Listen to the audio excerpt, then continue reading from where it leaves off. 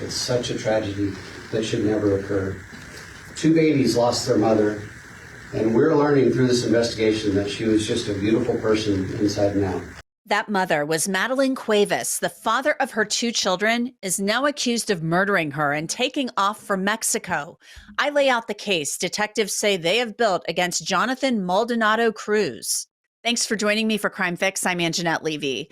Madeline Cuevas was a young mother to 2 adorable daughters. Her family loved her dearly, and you can tell from videos that she posted on social media that she loved her daughters more than anything.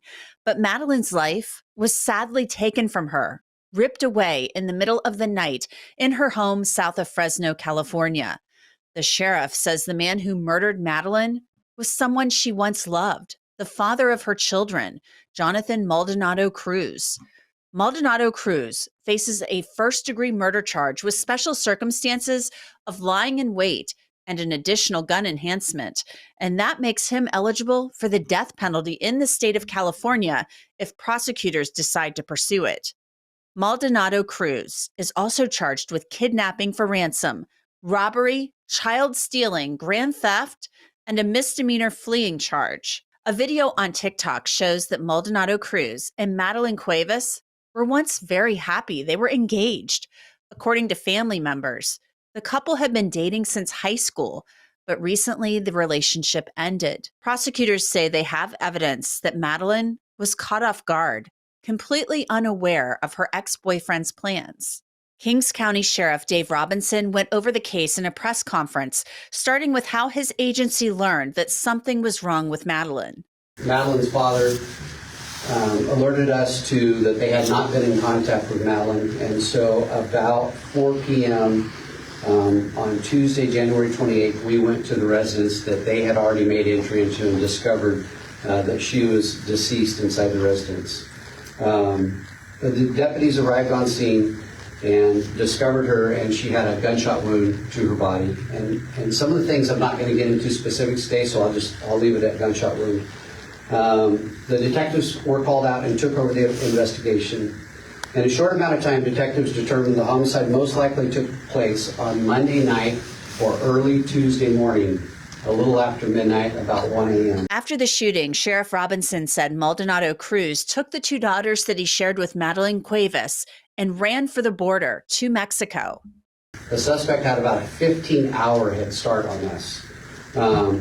Detectives learned real quickly that 2 children were possibly with the suspect, and some of the initial information indicated that he may have fled to Mexico. Our agency immediately enlisted the help of the FBI. They were able to begin coordinating with local and federal authorities in both the United States and Mexico with the sole purpose at this point of getting the children returned back safely.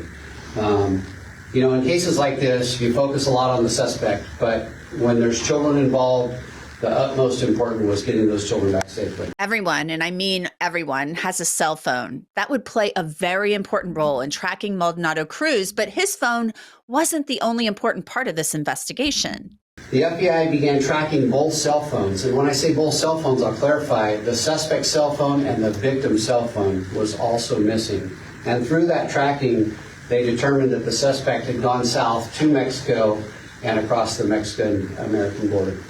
As detectives, the FBI and Mexican authorities began to close in on the suspect's whereabouts. Detectives were able to successfully negotiate the surrender of the suspect this morning and the safe return of the children to authorities at the border crossing of San Ysidro. The suspect's mother was a critical part of these negotiations, and we thank her for this. I know that was probably not an easy thing for her to do. You heard that right. With the assistance of the suspect's mother, she was probably very worried about her adorable little granddaughters and her son. Maldonado Cruz surrendered with the girls at the border crossing just south of San Diego. I just would like to extend my appreciation to the Mexican authorities again, and especially we understand that one of the Mexican authorities unit member was injured in this effort. I don't know his condition, but we hope he's doing okay in recovery. This is a Law and Crime legal alert. Did you know that children are being diagnosed with serious conditions like type 2 diabetes and non-alcoholic fatty liver disease? And research is potentially linking ultra-processed foods to these outcomes. Morgan & Morgan is stepping in to fight to hold food companies accountable with decades of experience. Fighting large corporations, they are ready to stand up for families who deserve justice. If your child under 21 has been diagnosed with type 2 diabetes or fatty liver disease, visit www.forthepeople.com/food to learn more. Now, it's been reported that those two little girls, ages 3 and 2, are safe with family now. Police thank the public for spreading the word to help reunite the girls with their family. Now, the Amber Alert for the girls was originally issued out of Kings County, but it happened the next day. It expanded to multiple counties near the Mexico border. Some have questioned why the sheriff's office didn't issue an Amber Alert immediately for Madeline's daughters, but that wasn't a mistake. Sheriff Robinson said delaying it was strategic. It was done by design. We thought that perhaps there was a mistake early on, but we learned through this process that there's two levels of an Amber Alert. One is that fact sheet that they send back to local agencies immediately that you can share locally. And one is you have to specifically tell them, hey, hit the statewide emergency alert button. And there was some discussion during that time frame whether or not that should go out.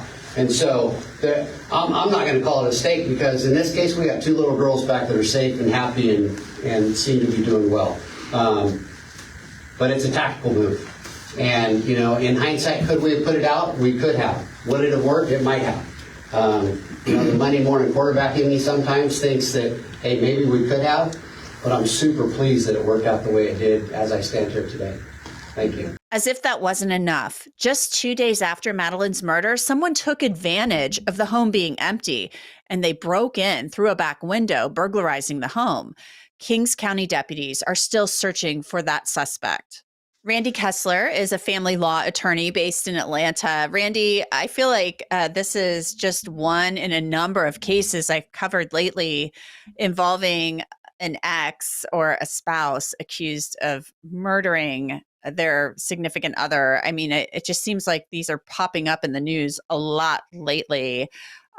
You are in the family law business. I mean, why is this so, it feels like it's so common. Right. And, you know, there was one recent case where there was a brawl in a murder case where the nephew or whatever it was, but it's family law that really gets the emotions, right? In a criminal case, the person who's on trial knows they did something wrong and knows they're going to be punished in some way. Family law, you know, you're living your life, you've got a relationship with your family and your children, and one day that relationship ends and a judge or your ex says, these are the new rules. This is how often you get to see your children and you don't get to have me as your mate anymore. That's a lot to digest, and everyone has a hard time with it. Very few people say, okay, I'll just move right along. But, you know, some people take it to the extreme and it just makes them snap. And we're always concerned when we tell somebody, okay, when you file, that's the danger time. You know, even if you think they should know it's coming because you haven't had sex in 5 years, when you do something official and you end a relationship or you limit someone's time with their children, you know, it's a very dangerous time. And these cases show exactly why. Oh. Yeah. And, you know, this is a young couple. I mean, apparently they had been dating since high school. I mean, they had been together a really long time. They had these two adorable little children. And then the relationship ends. And everybody, you know, the family members, they seem to be just shocked by this. I mean, just absolutely shocked. I mean, yes, relationships end, and we all know how that can go. But I mean, does this happen where people just like that, where everybody around them they just can't believe it? I mean, it just seems very unusual to me. Shocking. It's shocking because, yeah, I'm sorry. It's shocking because it's not a stranger. You know, if you walk down the street and a stranger mugs you, rapes you, does something, it's shocking. But we all know there are bad people out there. But this is somebody that you or your family member loved and cared for and was intimate with. That's what's shocking about it. It's going from, it's not some stranger and random act of violence. This is someone you bonded with, had children with, that has not only stopped liking you or loving you or caring for you, but done the exact 180-degree opposite of love. You know, that's to me what's shocking about it. And, that's when people snap. And Mm-hmm. people need to be more aware and more careful. You just wouldn't think that your ex, everyone thinks I'm over it, he'll get over it, and it could be some version of, well, if I can't have her, nobody else can have her. And we've all heard that. And, there's something in it. I mean, there's a reason that kind of storyline, that kind of movie line, that kind of book line is relevant and appealing to people, because a lot of us feel that way when somebody breaks up with you. I'm so mad. She's mine. I work so hard. I invested so much time, energy, money into this relationship. It's not fair that it's not going to work out. I'll never find anybody like her. That it's just shocking. The more you think about it, the more you dig into it, you can start to understand the hurt and the anger. But to get it to this level, it's always going to shock me. Randy, one of the things that's really stunning to me is the allegation, Jonathan Maldonado Cruz, he enjoys the presumption of innocence, as all criminal defendants do. But the allegation here is that he killed Madeline, the mother of his children, the one-time love of his life, and then took those little girls and then took off for Mexico. And with the help of his own mother, the law enforcement gets him to surrender with those little girls. I'm sure mom, was just scared to death and wanted him to turn himself in and wanted those little girls to be safe. So that's a pretty unique thing that we have here. His own mother talking him into surrendering. Yeah, I mean, there are three interesting points of those set of facts. One is, of course, a murderer, an alleged murderer, fleeing across the border from the United States into Mexico is sort of contrary to all the PR and everything that's out there in today's environment. So that's just sort of interesting. But two other points. One is, very good on law enforcement. Bravo to not go out there and tell the whole world and scare him and try to figure out how to get mom to help and how to get him to turn himself in. Whatever they said, whatever they did, it worked. And then finally, what's interesting to me is, does he get any credit, any brownie points for turning himself in? Like, of course, he's not a good guy. And if he's the murderer, then for sure he should be locked away forever, if not given the death penalty.